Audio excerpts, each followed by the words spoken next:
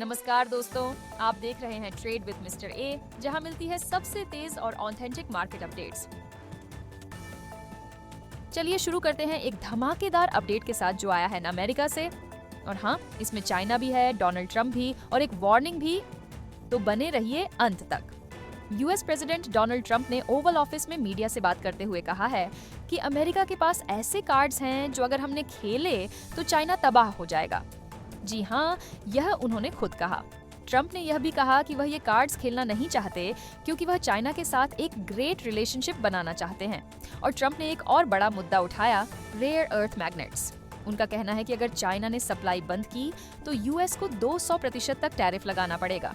कल्पना कीजिए, 200% टैरिफ। क्या इससे ग्लोबल इलेक्ट्रॉनिक्स या ईवी इंडस्ट्री प्रभावित हो सकती है? लाइक करना न भूलें अगर आपको लगता है कि रेयर अर्थ्स बन सकते हैं अगला ट्रेड वॉर का वेपन। चलिए अब सीधा ले चलते हैं इंडियन स्टॉक मार्केट की तरफ, जहां एक बड़ी डेवलपमेंट हुई है। इंडिगो के को-फाउंडर राकेश गंगवाल और उनकी चिंकरपू फैमिली ट्रस्ट ने डिसाइड किया है कि वो 7,027 करोड़ रुपए के शेयर्स बेचेंगे एक ब्लॉक डील के थ्रू। ये स्टेक सेल होगा 5,808 रुपए प्रति शेयर के फ्लोर प्राइस पर, जो कि मंगलवार के क्लोजिंग प्राइस 6,044 रुपए 75 पैसे से लगभग 4% का डिस्काउंट है। क्या यह एक बाइंग अपॉर्चुनिटी हो सकती है लॉन्ग टर्म इन्वेस्टर्स के लिए, या फिर गैंगवेल का ग्रेजुअल एग्जिट एक रेड फ्लैग है?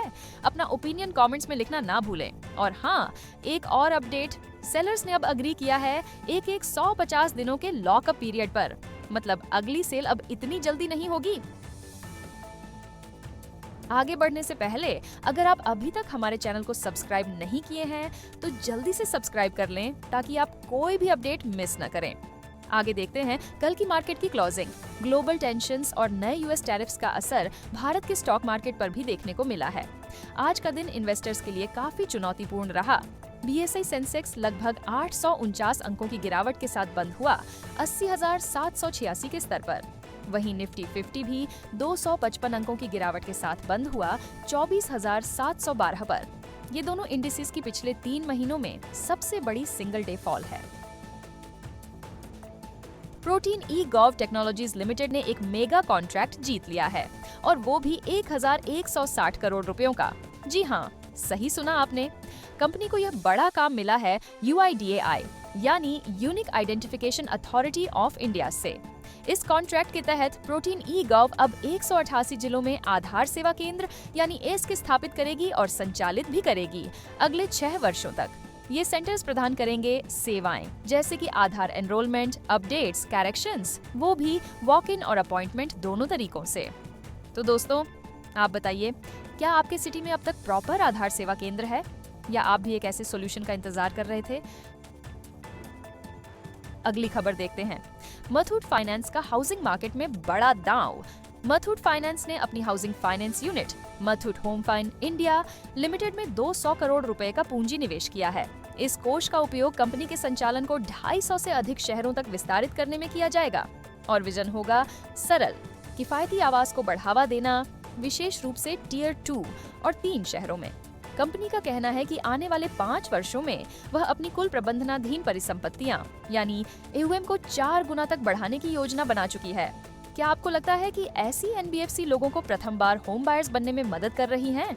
कमेंट करके अपनी राय जरूर दीजिए। और दोस्तों, क्या आपको लगता है कि वोडाफोन आइडिया वापस अपने सुनहरे दिनों में लौट पाएगी? कमेंट करके हमें बताइए, क्योंकि वोडाफोन आइडिया लिमिटेड, जो भारत की तीसरी सबसे बड़ी टेलीकॉम कंपनी है, अब एक और बड़ी फाइनेंशियल चाल चल रही है। सूत्रों के मुताबिक कंपनी कर रही है लगभग 5,000 करोड़ रुपए की डेट फाइनेंसिंग के लिए एडवांस बातचीत।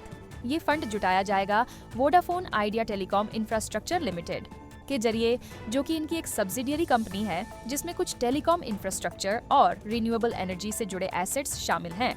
जानते हैं कि एडवाइजर कौन है इस डील के लिए? JM financial. हाँ, इन्होंने इस ट्रांजैक्शन को संभालने की जिम्मेदारी ली है, और सुनने में ये भी आ रहा है कि यह डील अगले 15 दिनों में पूरी हो सकती है।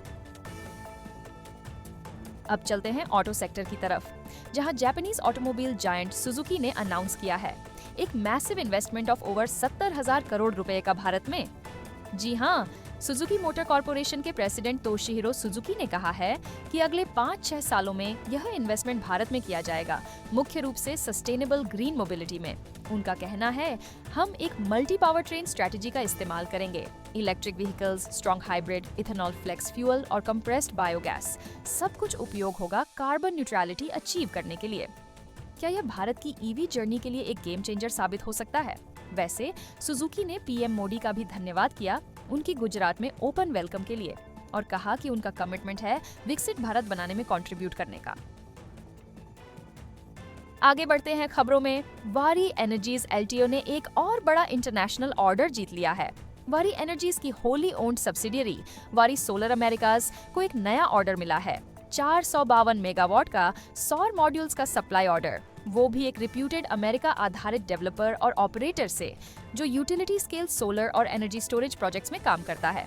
इस ऑर्डर का एग्जीक्यूशन होगा वित्तीय वर्ष 2025-26 और 2026-27 में। मतलब वारी के लिए पाइपलाइन पूरी तरह भरी हुई है। आप क्या सोच रहे हैं?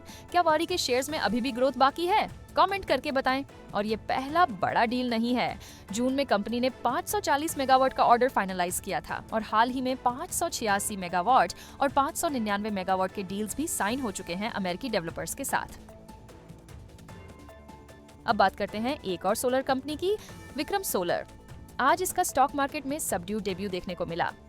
बीएसई पर स्टॉक लिस्ट हुआ 340 पर, जो कि आईपीओ प्राइस 332 से सिर्फ 2.4% का प्रीमियम है, और एनएसई पर लिस्टिंग हुई 338 पर, यानी 1.81% ऊपर। अब दिलचस्प बात यह है कि लिस्टिंग से पहले ग्रे मार्केट में विक्रम सोलर का प्रीमियम 11% तक जा चुका था, लेकिन असली लिस्टिंग ने थोड़ा दुखदान दिया है निवेशकों को। आईपीओ का साइज था 2069 करोड़ और सब्सक्रिप्शन फिगर्स तो काफी स्ट्रॉन्ग रहे, 54.63 गुना। और एक और बड़ी खबर डायरेक्ट डीजाई जायंट से। टाटा कंसल्टेंसी सर्विसेज यानी टीसीएस ने ऐलान किया है एक नई एआई और सर्विसेज ट्रांसफॉर्मेशन यूनिट का। सभी एआई कैपेबिलिटीज को एक साथ जोड़कर टीसीएस बना रहा है एक शक्तिशाली वैश्विक यूनिट। और इस नई यूनिट के वैश्विक प्रमुख बन रहे हैं अमित कपूर, जो वर्तमान में टीसीएस यूके एंड आयरलैंड का व्यवसाय नेतृत्व करते हैं। 1 सितंबर से वे औपचारिक रूप से बन जाएंगे चीफ एआई और सर्विसेज ट्रांसफॉर्मेशन ऑफिसर और रिपोर्ट करेंगे आरती सुब्रमण्यम को। तो दोस्तों, आज की मार्केट अपडेट यही थी। कैसी लगी आपको ये खबरें? अपनी राय कमेंट सेक्शन में लिखना न भूलिए। और हाँ, अगर आप चाहते हैं कि आपको हर दिन ऐसी ही न्यूज मिलती रहे, तो चैनल को सब्सक्राइब कीजिए और बेल आइकन दबा दीजिए ताकि कोई भी अपडेट मिस न हो। मिलेंगे कल नए अपडेट्स के साथ, तब तक के लिए हैप्पी ट्रेडिंग।